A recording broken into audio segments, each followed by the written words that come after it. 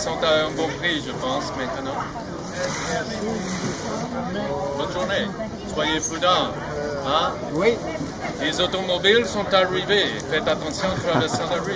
C'est pire qu'un cheval. C'est pire. Aujourd'hui, c'est la 6e édition de l'Histoire fait son marché.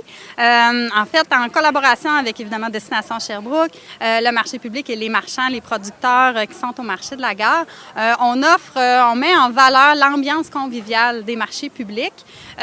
Donc, que ça soit les beaux produits, finalement, là, un peu comme dans le temps, parce que le marché public occupait toujours une grande place dans le quotidien des gens, surtout d'avril à octobre.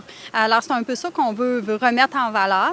Alors, pour ce faire, bien, on a la collaboration des marchands. Donc, la majorité vont offrir un rabais. Certains vont vraiment dans les prix de 1900.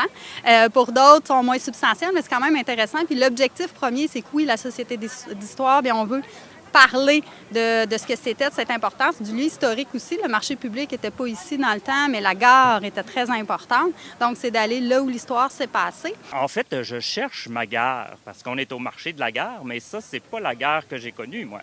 Ma gare, elle était au coin de Belvédère et Frontenac, qu'on appelle aujourd'hui, qui était Factory à l'époque. C'était proche de la Peyton, là. Ça faisait du bien. Bien, en 1900, le marché de Sherbrooke, c'était le marché Lansdowne, qui était plus loin, proche de la gare Union, par exemple. Mais oui, il y avait des belles choses là-dedans. Là. Il y avait du monde qui vendait de la belle viande dans du beau papier. Pas du papier journal, là.